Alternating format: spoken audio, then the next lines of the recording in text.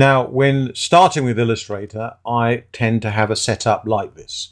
So I go to Window, Workspace, and I choose Essentials Classic, and then Window, Workspace again, and reset Essentials Classic, just in case I've got anything moved around. I also prefer a single column of my toolbar, but again, this depends on the size of the screen. I'm working on a 27-inch monitor, so I've got more than enough space.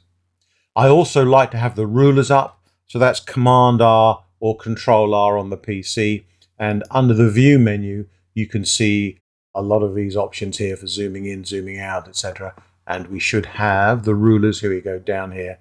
It's a toggle, so the rulers are up, it says hide, and if I click on it and then go back to View and Rulers and Show Rulers, or Command or Control R. This is my basic setup, which I prefer to have. And now I'm ready to rock and roll.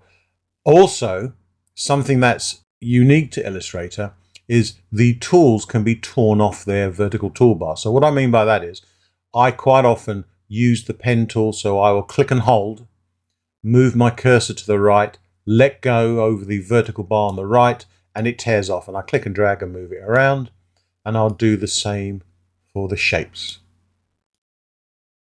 There are several shapes and options and things, so you can see whatever ones you like. I'll bring this one out as well. And this is useful particularly when I'm recording, so you can have visually an idea of what I'm playing around with. The other Adobe applications don't do this, but Illustrator does, and it works very, very well. So this is the basic setup, and now we're ready to start. I don't tend to put a grid on myself, but if you want to, you can go to the View menu and you can go to Show Grid near the bottom. And there we go. I just find it a bit busy, but that's a matter of personal preference. So I'm going to go to View and Hide Grid. Oh, by the way, as well, there's also a Snap to Grid if you want as well, but I'll just do a Hide Grid. And so this is a basic setup in Illustrator. Also, do not forget, you can set up your document. And if I click on the black arrow tool or the selection tool, under properties, we now have our artboard. We've got one artboard unit, so I can change the ruler to whatever I want, pixels, points, etc. But at the bottom, we've got document setup, and I can click on that.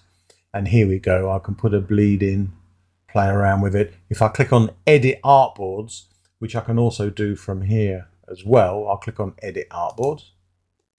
This is now the size of my page, and this is the Edit Artboards button here. Or up at the top, I can choose a drop down, and here's A4. I'll zoom out a little bit, Command Control minus. I can click and drag and draw different pages, and you can see they're named 01, 02, 03, and here's the name. I can name it as well. If I know what I'm doing, I can create sort of a setup like this, for example. Maybe this is some packaging material, perhaps. So like a spine, front and back, you know, something of that sort. And these will come out as separate pages when you print or export to PDF. But generally, I stick to one page, and I'll set it to A4 and landscape. And there we go. You can name it. So I'll call this page 1. And there you go. Click on the black arrow tool and Command 0 or Control 0, which is Fit in Window. View menu and Fit Artboard in Window. And that's quite useful as well.